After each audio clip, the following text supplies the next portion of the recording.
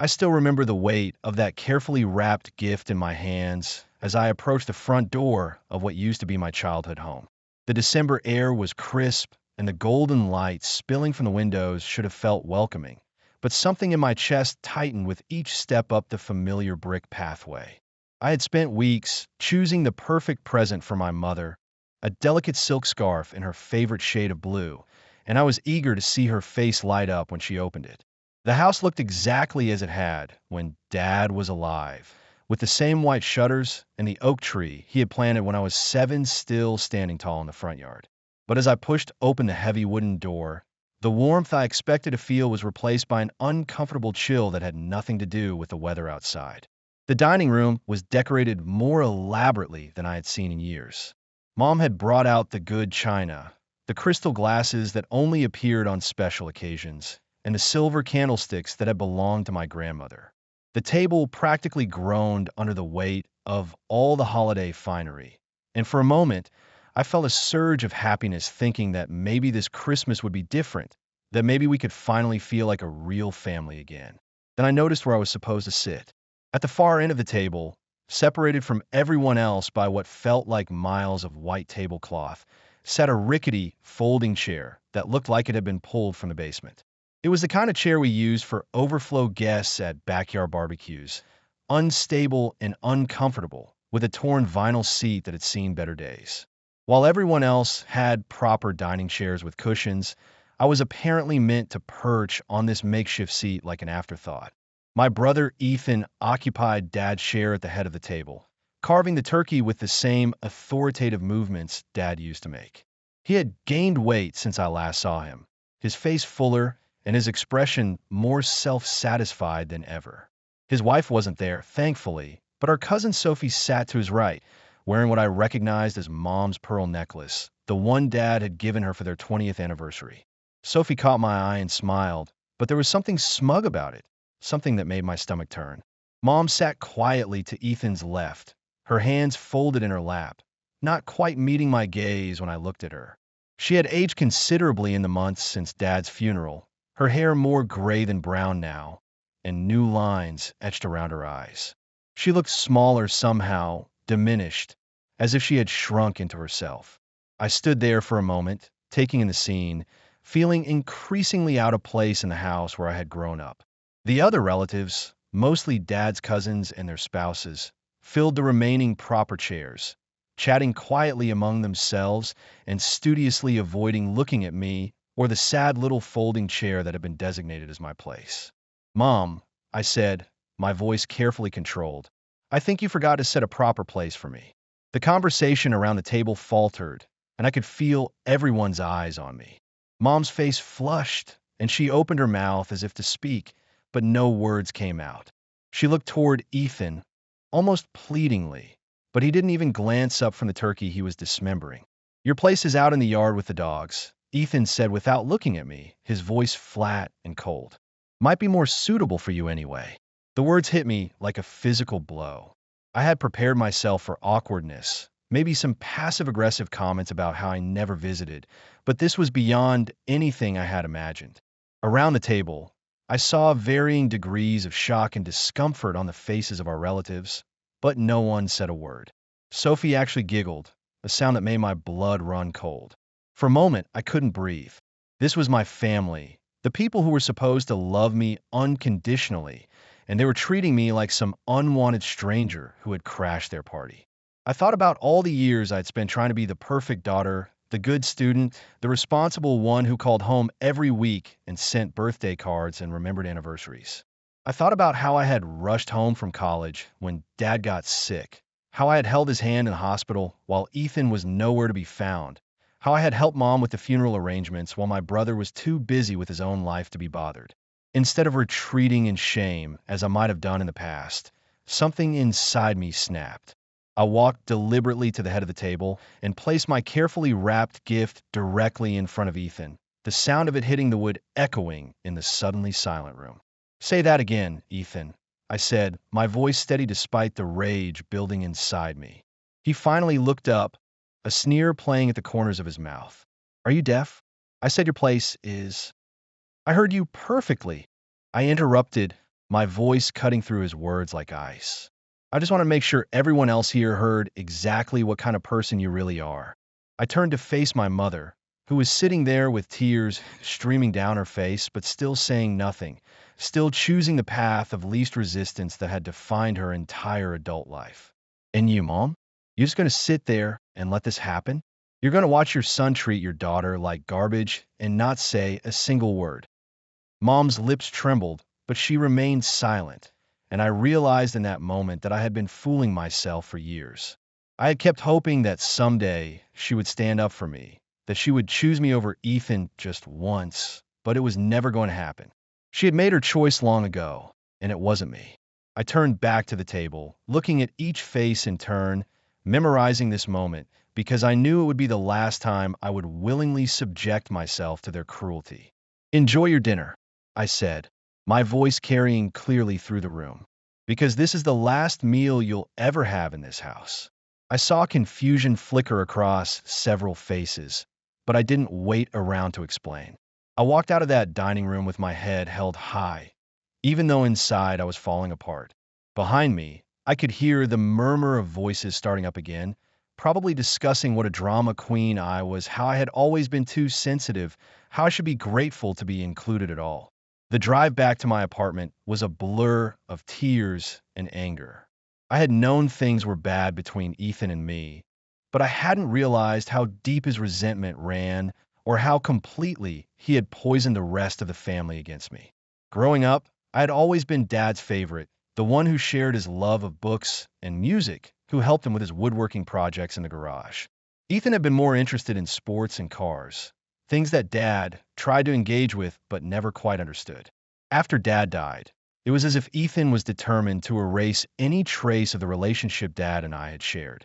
That night, I sat in my small living room surrounded by Christmas decorations that suddenly seemed pointless and made a decision that would change everything. I wasn't going to spend another moment begging for scraps of affection from people who clearly didn't value me. I was going to find out exactly what Dad had left behind and make sure his wishes were honored, regardless of what Ethan wanted. The next morning, I called Mr. Henderson, Dad's longtime friend and lawyer.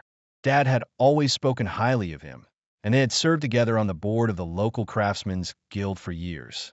When I explained what had happened at Christmas dinner and my concerns about Dad's will, Mr. Henderson was quiet for a long moment. Clara, he said finally, I was wondering when you were going to call. Your father came to see me about a month before he passed away. He was very worried about Ethan's behavior and what might happen to you and your mother after he was gone. My heart started racing. What do you mean? He made some changes to his will, Clara. Significant changes. And he asked me to make sure you knew about them when the time was right. I think that time has come. We arranged to meet at his office that afternoon. Mr. Henderson was a distinguished man in his 70s, with silver hair and kind eyes behind wire-rimmed glasses. His office was filled with law books and family photos, and it had the same comfortable, trustworthy atmosphere that I remembered from my childhood. He handed me a small brass key and a sealed envelope with my name written on it in Dad's familiar handwriting. Your father was a wise man, Clara. He saw what was happening long before the rest of us did. He wanted to make sure you were protected, but he also wanted to make sure justice was served. I opened the envelope with trembling hands. Inside was a letter from Dad, written in his careful script, explaining that he had changed his will after witnessing Ethan's increasingly hostile behavior toward me and his financial irresponsibility. Dad had seen the bills and credit card statements, had noticed how Ethan always seemed to need money for one thing or another, and had realized that leaving everything to his son would be a mistake. The key opens the safe in my study, Dad had written. Inside you'll find the real will, along with some other documents that I hope you'll never need, but should have just in case. I'm sorry that I couldn't be stronger when I was alive, couldn't stand up to Ethan the way I should have. I'm counting on you to be braver than I was. That evening, I waited until I knew the house would be empty. Mom was at her weekly bridge game, and Ethan was at his usual Tuesday night poker game. I used my old key to let myself in, feeling like a criminal in my own childhood home. Dad's study looked exactly as it had when he was alive. His books were still arranged on the shelves, his reading glasses still sat on the desk next to a half-finished crossword puzzle, and the smell of his pipe tobacco still lingered faintly in the air. The safe was hidden behind a painting of a lighthouse that he had bought during a trip to Maine, and I had never even known it existed. Inside the safe was a manila folder containing documents that made my blood run cold. There was the will, of course, which left everything to me with the provision that Mom could live in the house for the rest of her life. But there were also copies of medical bills that showed Ethan had refused to pay for certain treatments that might have extended Dad's life, choosing instead the cheapest options available. There were bank statements showing unauthorized withdrawals from Dad's account, all traced back to Ethan. And there was a contract signed by Ethan and a man named Davies outlining the sale of our family's property to a development company. I sat on the floor of Dad's study, surrounded by evidence of my brother's betrayal, and finally understood the full scope of what had been happening. Ethan hadn't just been cruel to me out of sibling rivalry or resentment. He had been systematically stealing from Dad and planning to sell off everything the moment Dad was gone. The only thing standing in his way was me, which explained why he had been so determined to drive me away from the family. I took pictures of everything with my phone and then carefully replaced the documents in the safe. I needed to think about my next move carefully. Ethan wasn't just a bully anymore. He was a criminal. I needed to be smart about how I handled this. The next day, I called Mom and asked her to meet me for lunch. We went to the little cafe where she and Dad used to have their Sunday brunches, and I could see the memories playing out across her face as we sat down at their favorite table by the window. "Mom, I need to ask you something, and I need you to be honest with me," I said, placing copies of the bank statements on the table between us. Her face went white as she recognized the documents. "Clara, I can explain." "Can you? Can you explain why you let Ethan steal from Dad? Can you explain why you stood by while he made decisions about Dad's medical care based on money instead of what was best for him?" She began to cry then, ugly, gasping sobs that made other diners turn to stare. "I was scared, Clara. After Dad got sick, Ethan said he would take care of everything. He said I didn't need to worry about the finances or the medical decisions. I was so overwhelmed, and he seemed so confident. So you just let him take over? You didn't question anything?" I tried to ask questions, but Ethan said I wouldn't understand, that it was too complicated for me. And then when I did try to speak up, he would get so angry. She looked up at me with red-rimmed eyes. He said if I didn't trust him to handle things, he would move out and leave me to deal with everything alone. I felt a mixture of pity and anger looking at my mother. She had always been passive, always taken the easy way out, but I had never realized how completely she had abdicated her responsibilities as a wife and mother. "Mom, Dad changed his will. He left everything to me because he knew what Ethan was doing. Did you know that?" She shook her head, looking genuinely shocked. "He never said anything to me about changing the will, because he knew you would tell Ethan. He knew you wouldn't keep it secret." We sat in silence for a while, both of us processing the implications of what I had just revealed. Finally, Mom reached across the table and took my hand. "What are you going to do, Clara?" "I'm going to make sure Dad's real wishes are honored. And I'm going to make sure Ethan faces consequences for what he's done. He's still your brother." "No, Mom. A brother doesn't steal from his dying father. A brother doesn't manipulate his mother. A brother doesn't treat his sister like garbage because she threatens his plans to get rich off the family property. Ethan stopped being my brother a long time ago. That weekend, I put my plan into action. I knew that Ethan was meeting with Mr. Davies on Saturday afternoon to finalize the sale of the property. He had been bragging about it to anyone who would listen, talking about how he was going to use the money to start his own business and maybe buy a bigger house. He had already spent the money in his mind, already made plans for a future built on stolen property. I arrived at the house just as Ethan was shaking hands with Mr.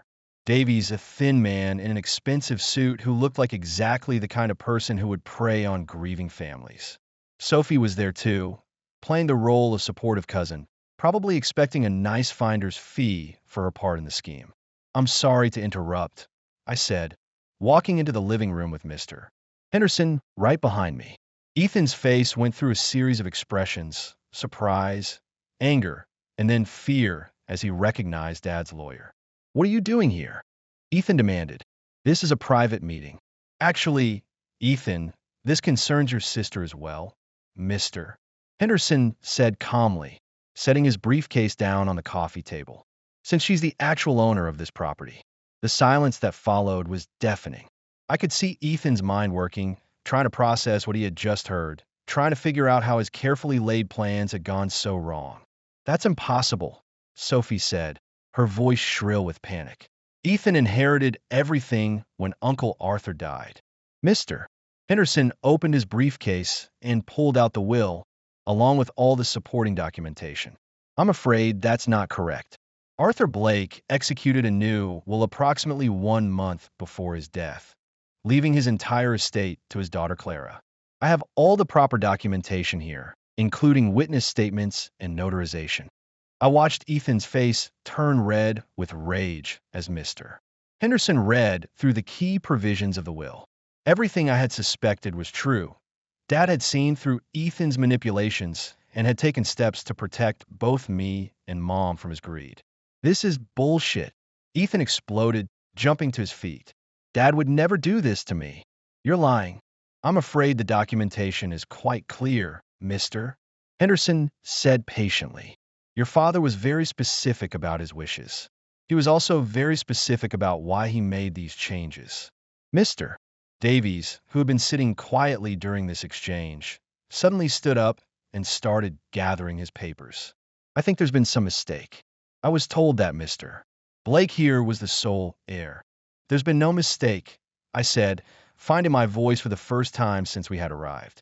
"My brother lied to you, just like he lied to everyone else." Ethan turned on me with a fury that was genuinely frightening. "You manipulative little bitch. You turned Dad against me." "I didn't have to turn him against you, Ethan. You did that all by yourself when you started stealing from him." "I never stole anything." I pulled out copies of the bank statements and threw them on the coffee table. "Really?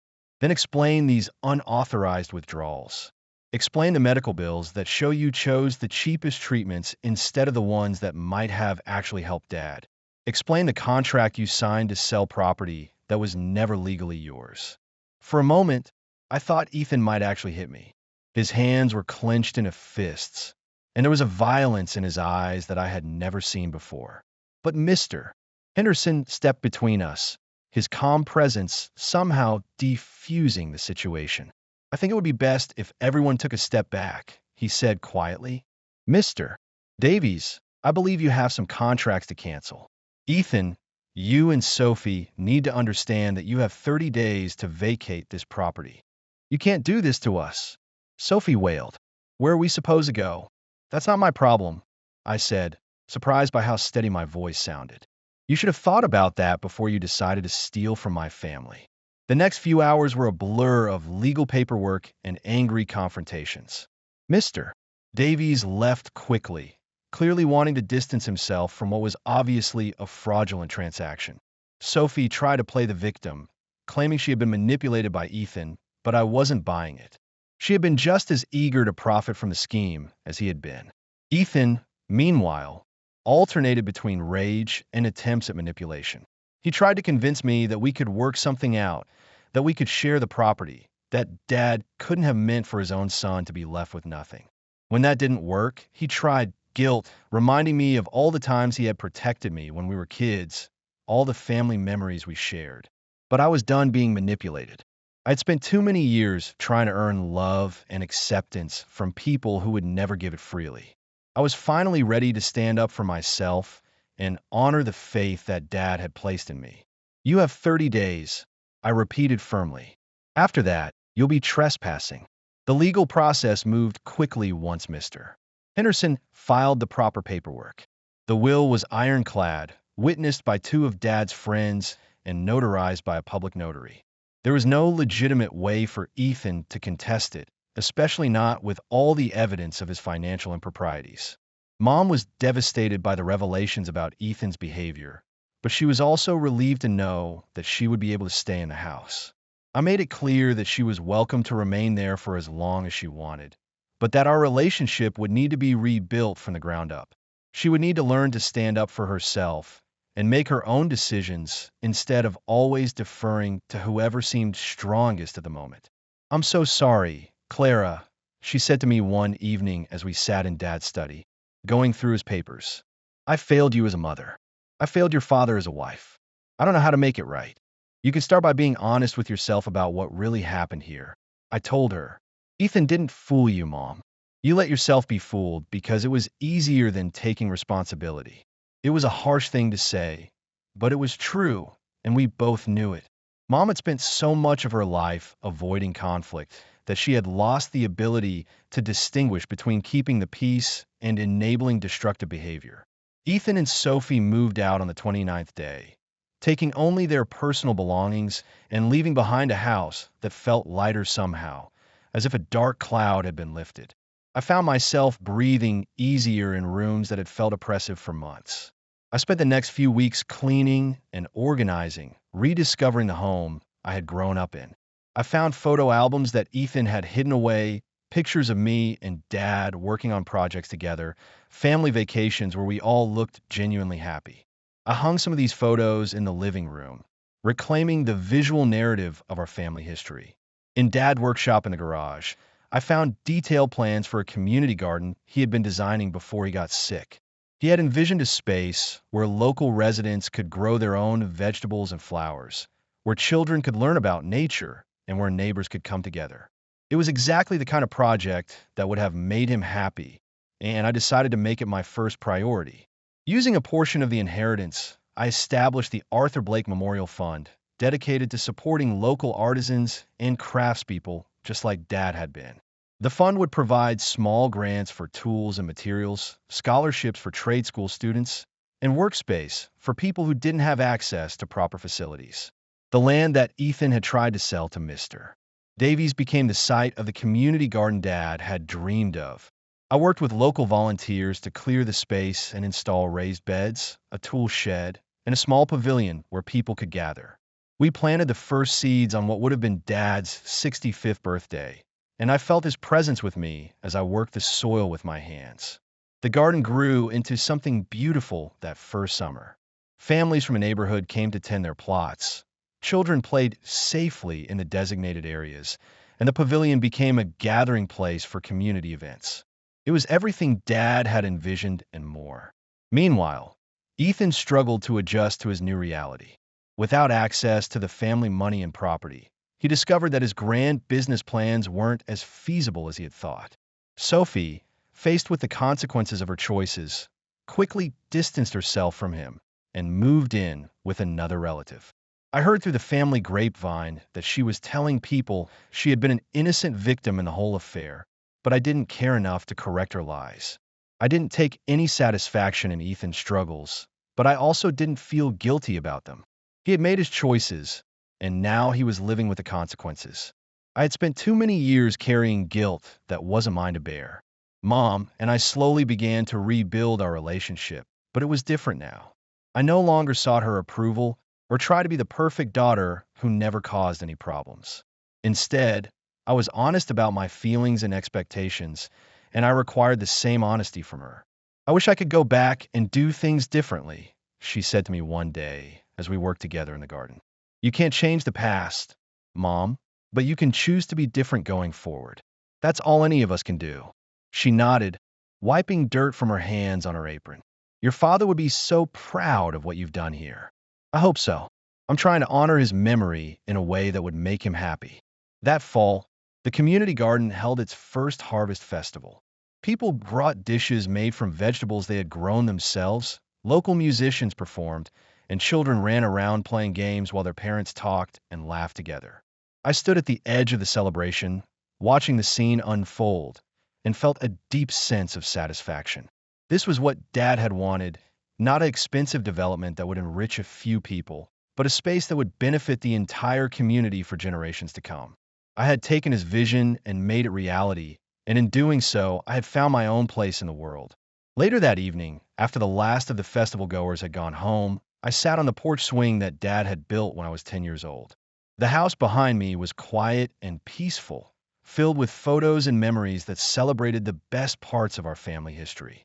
The garden in front of me was settling into the quiet of evening, ready to rest before the next growing season. I thought about that Christmas dinner that had changed everything, about the folding chair and the cruel words that had finally opened my eyes to the reality of my situation. At the time, it had felt like the worst thing that could have happened to me. Now, I realized it had been a gift, a catalyst that had forced me to stop accepting cruelbs and start demanding the respect I deserved. I had found my place, but it wasn't at anyone else's table.